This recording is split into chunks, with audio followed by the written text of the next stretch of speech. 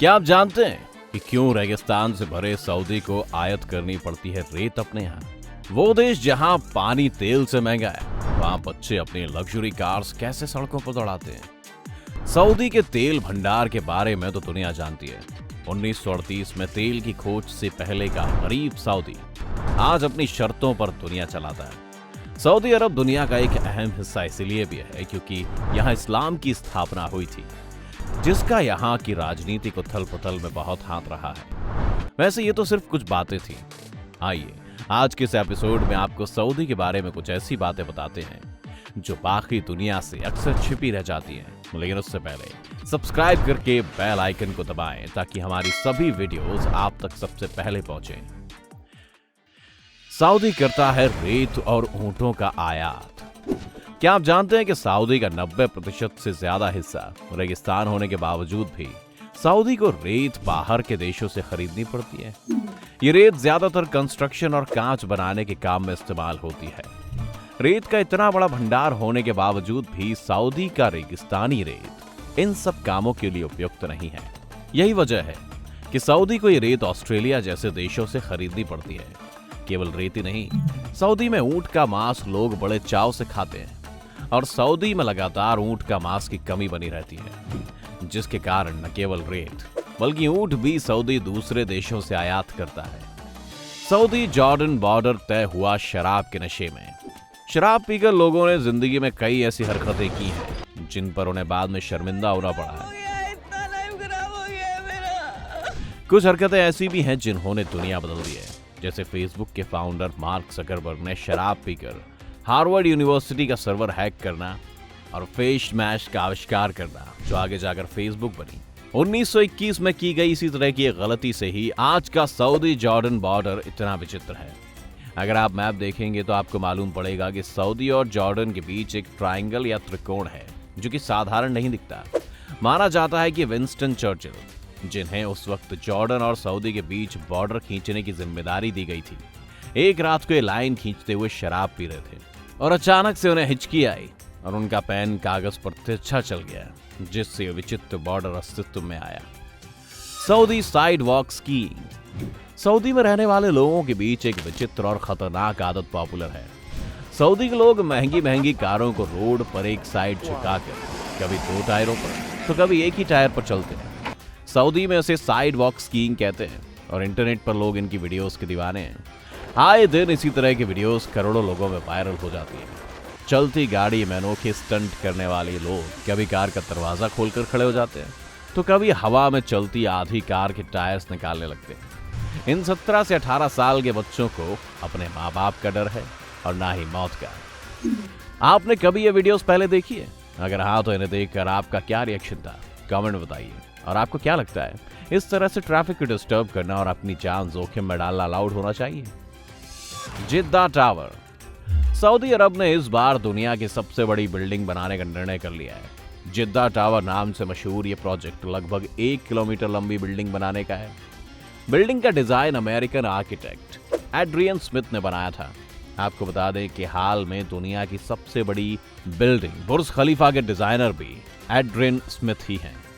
जिद्दा tower पर जोरों शोरों से काम चल रहा था, पर जनवरी 2018 में से अस्थायी तौर पर रोक दिया गया, जब क्राउन प्रिंस मोहम्मद बिन सलमान द्वारा देश में भ्रष्टाचार की जांच के लिए एक कमेटी बनाई गई, जिसमें कई सारे अधिकारी और राज परिवार के लोग पकड़े गए। सऊदी में मौत की सजा।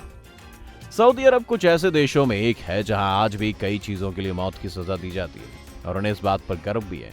2019 में 184 लोगों को मौत की सजा देकर सऊदी ने अपने ही पुराने रिकॉर्ड को तोड़ा। सऊदी में मर्डर, डकैती, अडल्ट्री, ड्रग्स के इस्तेमाल जैसी चीजों पर सजाए मौत का प्रावधान है।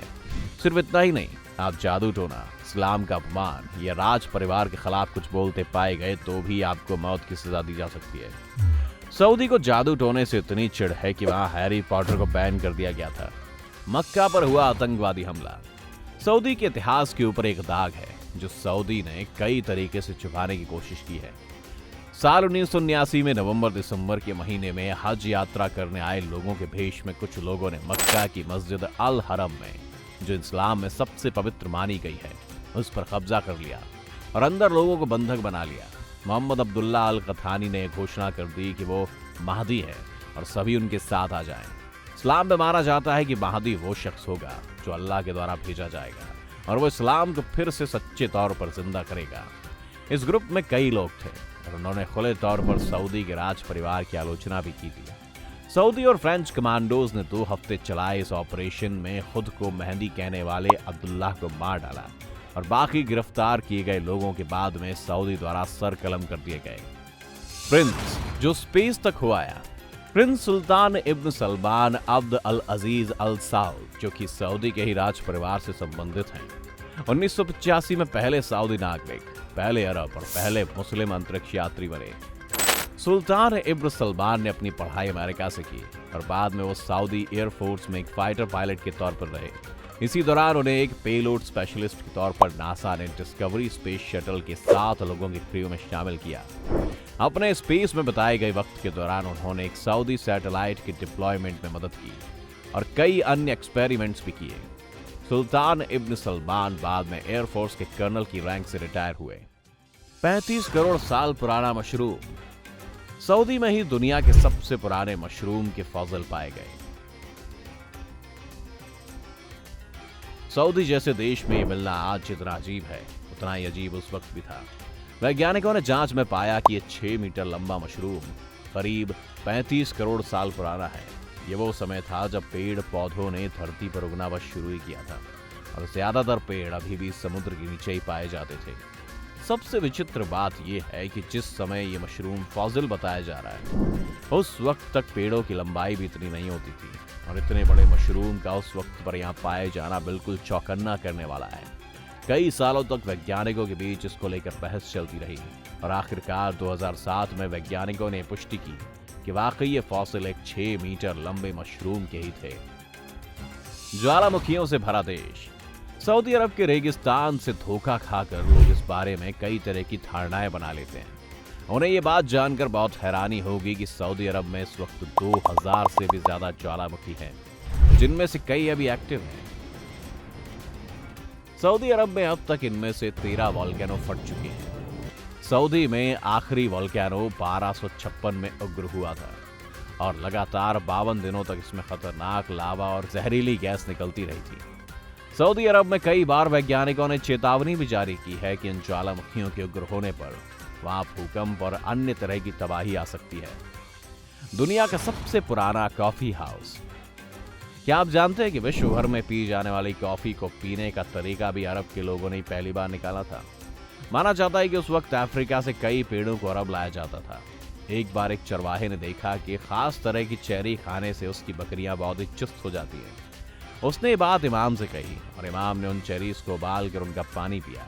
इमाम ने देखा कि वो शाम कुछ ज्यादा चुस्त नजर आए और इस तरह उन्होंने सबको ये पीने की सलाह दी। हालांकि इमाम नहीं जानते थे कि वो चेरी से नहीं बल्कि उसके बीज की वजह से ऐसा महसूस कर रहे हैं, क्योंकि सऊदी और अन्य मुस्लिम देशों में शराब के सेवन पर रोक है। लोगों ने कॉफी को अपना पसंदीदा पेय के रूप में अपना लिया। 16वीं शताब्दी तक कॉफी को एकमात्र अरब देशों में ही बनाया जाता था। मदीना शहर के अंदर कई कॉफी की दुकानें खुल गई थी और दूर देशों के लोग मदीना कॉफी के लिए आने लगे थे। कॉफी पर अपनी मोनोपोली बनाए रखने के लिए सऊदी ने कॉफी के निर्यात पर रोक लगा दी ताकि बाकी लोग इसे ना उगा पाएं। कॉफी को दुनिया तक पहुंचाने में एक भारतीय यात्री का बहुत बड़ा हाथ है। ये यात्री 1670 में अरब से कुछ कॉफी के बीज स्मगल कर भारत में लाया और यहाँ पर कॉफी की खेती शुरू की। वो जगह आज भी मैसूर में उन्हीं के नाम बाबा बुदान हिल्स के नाम से विख्यात है।